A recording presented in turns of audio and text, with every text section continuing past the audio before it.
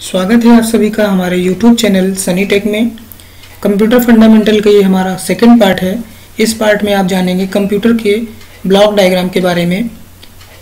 जब हम अपने कंप्यूटर में कोई इनपुट देते हैं तो वहाँ होने वाली सभी प्रक्रियाएं, वो कौन कौन सी प्रक्रियाएं हैं, वो सारे प्रक्रियाओं को आप यहाँ पर जानेंगे और साथ ही साथ ये भी जानेंगे कि वो सारे पार्ट्स हमारे, उनका क्या क्या रोल होता है। तो चलिए वीडियो को स्टार्ट करते हैं। तो आप देख सकते हैं कंप्यूटर का ब्लॉक डायग्राम है। जब हम इनपुट देते हैं और आउटपुट हमारा आता है तो उसके बीच में होने वाली पूरी प्रक्रिया हमारे सामने दिख रही है एक डायग्राम के माध्यम से। तो हम सबके बारे में जानेंगे बारी बारी से। सबसे पहले बात करेंगे इनपुट के बारे में।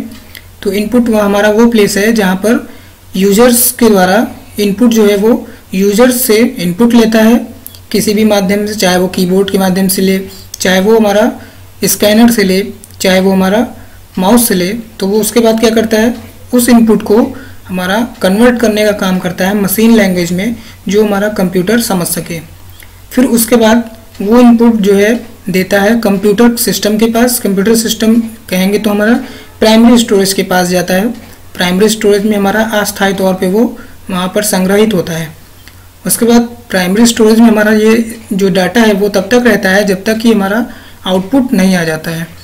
फिर हमारा प्राइमरी स्टोरेज से वो डाटा उठ करके जाता है सीपीयू के पास, और सीपीयू में हमारा सारा कंट्रोलिंग का प्रोसेस होता है, चाहे वो इनपुट हो, चाहे वो आउटपुट हो, चाहे वो मेमोरी यूनिट का कोई भी वर्क हो, सारा कुछ हमारा कंट्रोल यूनिट या जिसे हम कहें सीपीयू में होता है। सीपीयू जो हमारा दो भाग में बंटता है, पहला है कंट्रोल यूनिट और दूसरा है arithmetic logic unit. Control unit में हमारा सारा कंट्रोलिंग का काम होता है, और हमारा अरिथमेटिक लॉजिक यूनिट में जैसे हमें कोई अरिथमेटिकल ऑपरेशन परफॉर्म करना हो या कोई लॉजिकल ऑपरेशन हो तो यहाँ पर हमारा होता है। उसके बाद हमारा डाटा प्रोसेस होकर के एक इन्फॉर्मेशन के रूप में परिवर्तित होता है। जब वो हमारा इन्फॉर्मेशन में परिवर्तित होता है तो वो हमारा आउटपुट के माध्यम से हमारे किसी भी आउटपुट डिवाइस पे हमें शो हो जाता है, और हम उसे चाहें तो अपने सेकेंडरी स्टोरेज डिवाइस में हम उसे सेव कर सकते हैं परमानेंट तौर पे, जिसे हम कहते हैं। जैसे मान लीजिए हमारा सेकेंडरी मेमोरी में बहुत सारे आते हैं, जैसे हार्ड डिस्क हो गया, हमारा पेन ड्राइव हो गया, सीडी डीवीडी हो गए। तो ये हमारा यहाँ पर डाटा जो सुरक्षित होगा वो हमेशा के लिए होगा, और जो हमारा प्राइमरी स्टोरेज में होता है वो हमारा टेम्परेरी होता है। जैसे हमारा लाइट चली जाती है तो वो डाटा लॉस हो जाएगा, लेकिन हमारे सेकेंडरी स्टोरेज में वो डाटा लॉस नहीं होगा। तो ये था हमारा वर्किंग ऑफ कंप्यूटर। तो हमारा कंप्यूटर कैसे वर्क करता है उसके बारे में अब हम एक एक के बारे में डिटेल में जानेंगे। सबसे हम पहले बात करेंगे इनपुट डिवाइस के बारे में। तो इनपुट डिवाइस क्या है हमारा? Input device is accept the data from the users. Input device हमारा यूजर से डाटा एक्सेप्ट करता है। Input device is convert the data into machine readable form for processing. Input device जो है वो जो मशीन हमारा लैंग्वेज समझ सके उस फॉर्म में उसे कन्वर्ट करता है उस डाटा को, ताकि प्रोसेस आगे का हो सके। Input device is a mediator between users and computer. Input device जो है वो यूजर्स और कंप्यूटर के बीच में मीडिएटर का काम करता है। आप देख सकते हैं हमारे कुछ इनपुट डिवाइस के फिगर। ये हमारा कीबोर्ड है, ये हमारा माउस है, और ये हमारा वेब कैम है। आगे चलते हैं। अब बात करेंगे आउटपुट डिवाइस के बारे में। This device generate the output according to the given input. तो ये हमारा डिवाइस क्या करता है, आउटपुट जनरेट करता है जैसा इनपुट दिया गया होता है उसके अनुसार। दिस डिवाइस एक्सेप्ट और receive the data in binary form. ये बाइनरी फॉर्म में डाटा को रिसीव करता है, और जब बाइनरी फॉर्म में रिसीव करेगा तो जो आउटपुट हमें देता है वो किस फॉर्म में देगा, वो हमें ह्यूमन रीडेबल फॉर्म में देगा। आगे चलते हैं। This output device converts the binary number into human understandable form. वही चीज़ अभी जो बताया था हमने कि आउटपुट डिवाइस क्या करेगा, बाइनरी नंबर्स को ह्यूमन अंडरस्टैंडेबल फॉर्म में चेंज करेगा, जो हम समझ सके। जैसे हमारे स्क्रीन पे जो भी लैंग्वेज आपको दिख रही है ये हमारा क्या है, जो हम समझ सकते हैं, और इसके पीछे की कोडिंग कौन सी है, मशीन लैंग्वेज है जो हमारा कंप्यूटर समझता है। अब एग्जाम्पल देखते हैं। देख सकते हैं आप आउटपुट डिवाइस के एग्जाम्पल। ये हमारा मॉनिटर है, ये हमारा स्पीकर है, और ये हमारा प्रिंटर है। आगे चलते हैं। अब बात करेंगे सीपीयू की, सेंट्रल प्रोसेसिंग यूनिट की। तो सीपीयू क्या करता है, CPU performs all types of data processing in computer. CPU जो है वो कंप्यूटर में डाटा प्रोसेसिंग का कंप्लीट ऑपरेशन परफॉर्म करता है। It is known as brain of computer, ये कंप्यूटर का हमारा दिमाग कहा जाता है इसे। It controls all parts of computer system, ये हमारे कंप्यूटर के सभी पार्ट्स को कंट्रोल करने का काम करता है। अब वो चाहे हमारा इनपुट डिवाइस हो, चाहे वो आउटपुट डिवाइस हो, मेमोरी यूनिट हो, या कोई भी हार्डवेयर हमारा कोई भी हार्डवेयर डिवाइस हो जो हमारा, मान लीजिए जैसे हमारा कोई एक्सटर्नल कोई भी अटैच होता है हमारे कंप्यूटर सिस्टम में, तो वो हमारा कंट्रोलिंग का काम कहाँ से होगा, सीपीयू से ही होगा। मान लीजिए जैसे हमारा प्रिंटर अटैच होता है तो वो जो कमांड देता है वो हमारा जाता कहाँ है, हमारे सीपीयू के पास जाता है, वहीं से सारा कंट्रोलिंग होता है। तब हमारा जो प्रिंटर होता है वो हमें एक आउटपुट जनरेट करता है।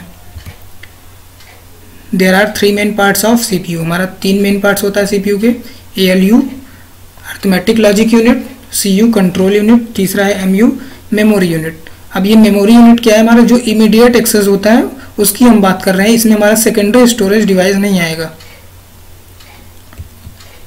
देख सकते हैं हमारा ये प्रोसेसर है, जिसे आप सीपीयू भी कहते हैं। आगे चलते हैं, मेमोरी यूनिट के बारे में जानेंगे। तो memory unit is the amount of data that can be stored in the storage unit. तो मेमोरी यूनिट हमारा क्या होता है, अमाउंट ऑफ डाटा होता है that can be stored in storage unit, जो कि हमारा किसी स्टोरेज यूनिट में स्टोर हो सकता है। This storage capacity is expressed in terms of bytes, ये हमारा बाइट्स में एक्सप्रेस किया जाता है। आगे चलते हैं, storage device provides the space to store the data और इंस्ट्रक्शन ऑफ प्रोसीड इंस्ट्रक्शन। अब जो भी हमारा इंस्ट्रक्शन प्रोसीड होता रहता है उसके लिए जो हमारा स्टोरेज डिवाइस होता है वो एक स्पेस प्रोवाइड करता है जिससे हमारा डाटा या इंस्ट्रक्शन स्टोर हो सके। नेक्स्ट है the data store in computer memory, these memories are 2 types. तो जो भी हमारा डाटा कंप्यूटर में स्टोर होता है वो 2 तरीके से होता है, जिसे हम 2 भागों में बांटते हैं, प्राइमरी मेमोरी और सेकेंडरी मेमोरी। आगे चलते हैं, सबसे पहले जानेंगे प्राइमरी मेमोरी के बारे में। In this memory computer keeps the data on primary memory until the processing being completed. तो कह रहे हैं कि इस मेमोरी में जो कंप्यूटर होता है वो डाटा को प्राइमरी मेमोरी में रखता है, और कब तक रखता है, जब तक कि हमारा प्रोसेस कंप्लीट नहीं हो जाता। Primary memory is also known as temporary memory because instruction on it for short period of time.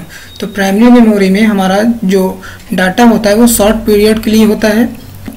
अब देखेंगे हमारा ये फिगर के माध्यम से, ये हमारा रैम है, रैंडम एक्सेस मेमोरी, और ये हमारा रोम है, read only memory.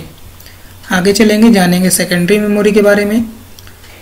In secondary memory data और instruction kept long period of time.